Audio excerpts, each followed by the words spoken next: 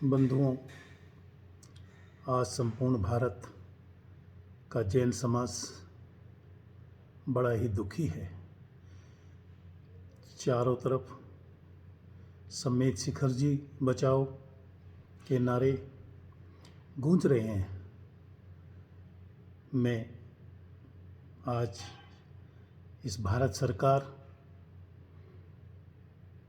या झारखंड सरकार से पूछना चाहता हूं, क्या भारत का संविधान यही कहता है कि अल्पसंख्यकों को दबाया जाए, कुचला जाए, उनके धार्मिक स्थलों को दूषित किया जाए, उन पर जबरन कब्जा किया जाए? आज मैं साथ ही साथ लोकसभा में बैठे हुए उन सभी सांसदों से भी ये जानना चाहता हूँ कि जिन्होंने संविधान के प्रति शपथ ली है और उस संविधान के प्रति जहाँ पर धर्मनिरपेक्षता की बात की जाती है, जहाँ पर सभी नागरिकों को समान जीने का अधिकार दिया जाता है, क्या उसी देश के अंदर इन अल्पसंख्यक जैन समाज को इतना क्यों कुचलने का प्रयास किया जा रहा है?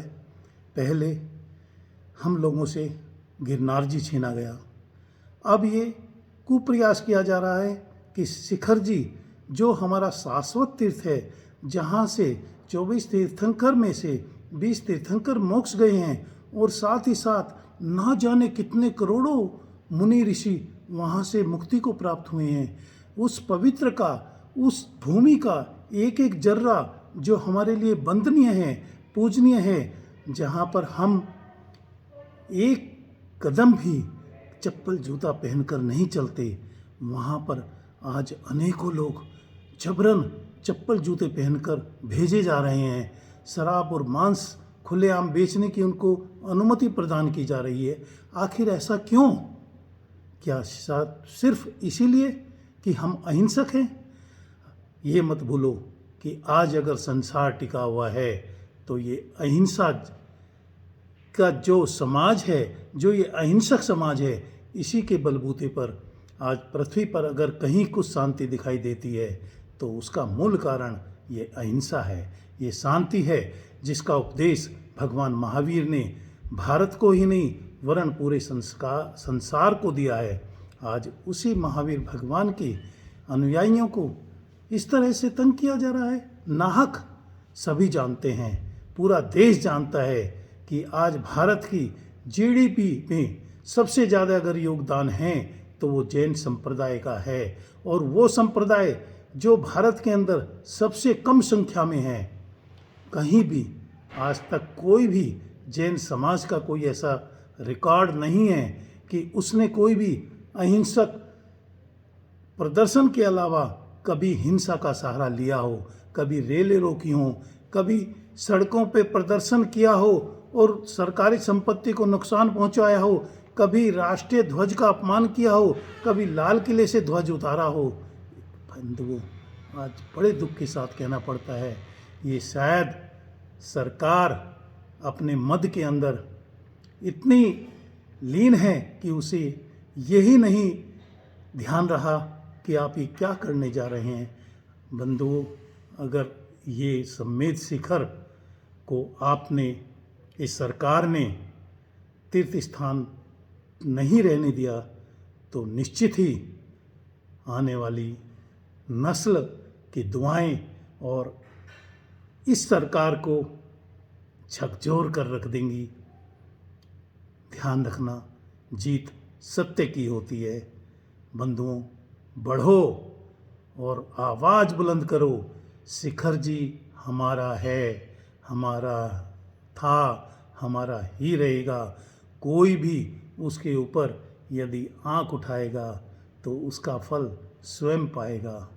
बंधुओं, ये समाज किसी से कुछ मांगती नहीं है, कभी सरकार के आगे हाथ नहीं फैलाया, वरन जब भी ज़रूरत पड़ी इस देश को, इस समाज को इसने बढ़ चढ़ कर हिस्सा लिया है। जब राजस्थान के मेवाड़ में मुगलों से युद्ध करने के लिए महाराणा प्रताप को ज़रूरत पड़ी तो भामाशाह सेठ जैन जैसे पैदा हुए, जब गुरु गोविंद सिंह के बेटों को अंतिम संस्कार के लिए जमीन की जरूरत पड़ी तो टोडरमल जैन जैसे जो है ना सेठ, जिन्होंने विश्व की सबसे महंगी जमीन लगभग 70,000 स्वर्ण मुद्राओं में 4 गज जमीन खरीदी थी ताकि इस देश के वीर बलिदानी पुत्र वहाँ पर उनका संस्कार किया जा सके। वही वर्धमान अभिनंदन जैन जो पाकिस्तान में शेरों की तरह घुसा और शेरों की तरह वापस आया, वो भी जैन था। कहीं भी किसी भी क्षेत्र में जैन कभी पीछे नहीं है।